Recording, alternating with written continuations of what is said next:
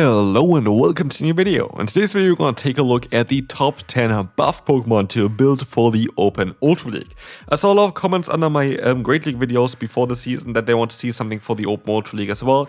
And so here are going to be the top 10 Pokemon to build for the Open Ultra League that got buffed this season. And yeah, those are going to be Pokemon that are going to be definitely meta relevant. One of them going to be a bit more spicy, but those are going to be the Pokemon that you kind of really want to have for the Open Ultra League. So before that, feel free to leave a like and subscribe, of course, but let's move right into the Pokemon number 1, which is going to be Scizor. Basically, it was at rank 284. I think there was actually a meta before where Scizor was really good in the Ultra League as well, but that is ages ago. But yeah, this Pokemon was really bad. It got buffed with both Fury Cut as well as Bullet Punch, but Bullet Punch as like a counter clone or like Sucker Punch clone. It's going to be, of course, the move that you kind of want to run. And as you'll see, this is going to get the Scizor definitely a little bit higher up there and give it a lot of play against a lot of the Pokemon that are going to be common. And especially the Courage of Night Slash going to be cool against all the Ghost type Pokemon, and Trailblaze to boost your own attack, and especially in the 2-shield scenario, which we don't have here. This is going to be on the right side, the 1-shield, and on the team building side basically there, the 0 to 1-shield scenario, so the standard there basically. We're going to see here that in the 2-shield scenario it would have been actually better for Scizor because your Bullet Punch damage is going to add up and your Trailblaze and Night Slash boost chance is going to help you out as well. This Pokemon is currently actually dominating the Open Great League, and I do think it's going to be a bit weaker in the Open Ultra League compared to the Great League, but I still think it's going to be a very strong Pokemon to run. This is going to be the spiciest out of the Pokemon here today, which is going to be Toxtricity. Toxtricity got, of course, buffed with the move Acid. I already made a video towards this Pokemon for the Open Great League, so definitely check this video out as well if you want to see how that Pokemon functions. And apparently it's going to look even better for the Open Ultra League, as we will see here as well. Having a 66.7% win rate here, 532 average rating, and being at rank 39 is kind of mad. Yeah, going to be interesting on how good it's actually going to be, but on paper this Pokemon looks like a really strong one. We have to see, of course, on how it's going to perform, but yeah, ginormous buff for this Pokemon, rank 39, and definitely has some play against a lot of the top meta options like the Tentacruel, the Primeape, the Jellicent. So yeah, interesting Pokemon here. Let's move on to Pokemon number 8. Number 8 on the list here is going to be Dragalge. Dragalge is going to be a Pokemon that get access to Acid, and like a lot of Pokemon here actually today, this is not going to be a ginormous buff because the Pokemon was already great before. Now it's just going to be better, and that is the thing as well. If you haven't built a Dragalge yet, which I haven't done yet, even though I always wanted to, I will invest the Stardust now to build a Dragalge because this Pokemon is going to be absolutely amazing.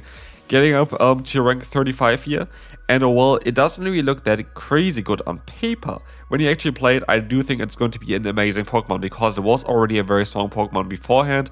Now we have with Acid a Shadow Claw clone on this Pokemon that also gives you coverage against Fairy type Pokemon that you beforehand were really struggling against. So you don't really have this one Pokemon that completely hardwalls you. I guess Steel types can still be a bit of an issue for you, but yeah, the rest is going to be absolutely amazing for Dragalge, a Pokemon definitely worth building, and I will definitely build myself one as well and give it a try for the Open Ultra League. The results you're going to see on this channel here eventually. 7th spot here is going to be Samurott. Samurott is a Pokemon that didn't have any play beforehand, but now it's going to be one of the best Say-Stops in the meta, or even closer, or even lead. This Pokemon can do basically everything here, with Fury Cutter being buffed, giving this Pokemon a very crazy strong fast move, which is also it's a, I think, Psywave clone now, which is kind of mad. But yeah, as we will see here, this Pokemon is looking amazing. This is going to be, one of the Pokemon that you really want to buff here, or like really want to use here and build if you haven't built this one yet. It's going to be one of the best Say-Stops for sure. And there is a bit of hidden tech, which I maybe want to take a look at, so maybe wait for the video for this Pokemon.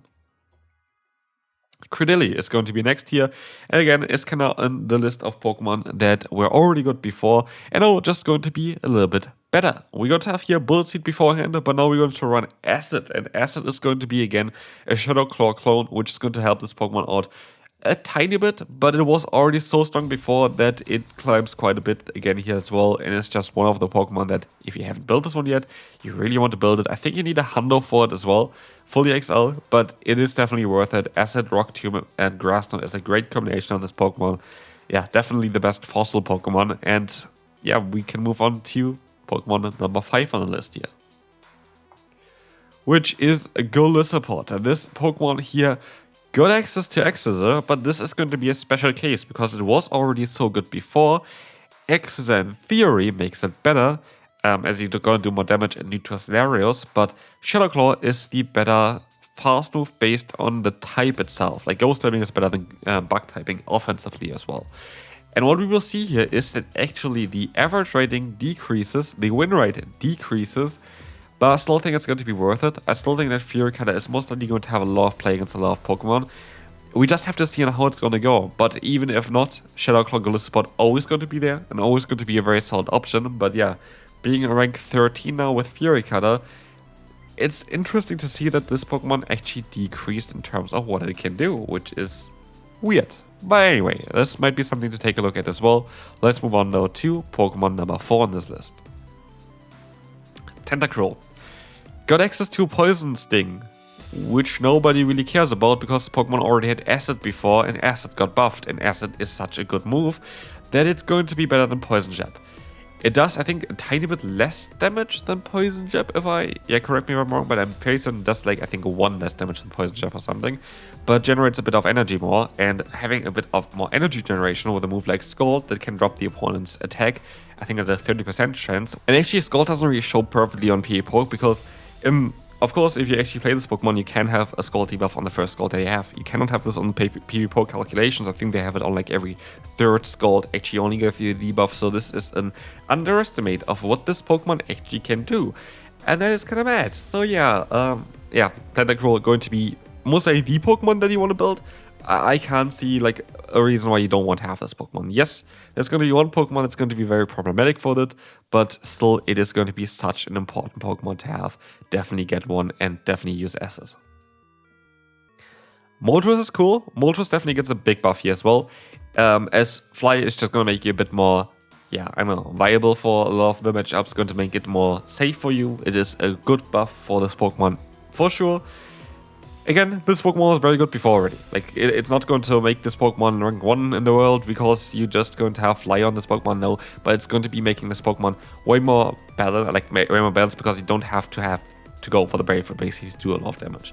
Ancient Power never really worked, other than, of course, getting the boost then. 10% chance is kind of cool, you don't have that chance anymore, but you're just way more consistent, which makes Moltres with Fly, number 7 on the ranking, which is kind of mad.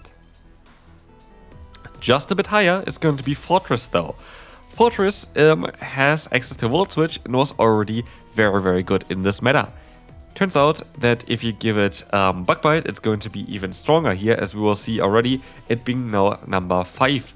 And the total wins there are going to increase as well, and this Pokemon has so much pressure, and it's also going to be good as a Shadow, and it's going to be very good just generally full stop. So yeah, Fortress is the Pokemon you want to build. Absolutely, this Pokemon is going to be absolutely amazing. And I could even see like play for Volt Switch variants still as well, even if like you feel like Bug Bite doesn't work for you. But Bug Bite is going to work for you because this Pokemon looks absolutely ridiculous. The bulk of this thing, only having one weakness, which is Fire types, is going to be mad. And it pairs quite well as well, in my opinion, with a Pokemon that we have now, which is a Pokemon that most likely going to get nerfed in 2 seasons. I do think that this Pokemon is going to be the main reason why Parabolic Charge is going to get a drop of 10 attack in 2 seasons. Not next season, because usually Niantic or Scopely would usually like wait 1 season extra, basically leaving a Pokemon untouched after it got buffed. So yeah, it's usually 2 seasons after the move change where another change can happen to that move. And I feel like Parabolic Charge is taking a little bit here. I know, it's a bit too overpowered, right? 37 wins, 11 losses. A 77.1 win rate. You lose here against your own Belly Bolts, like against other Belly Bolts.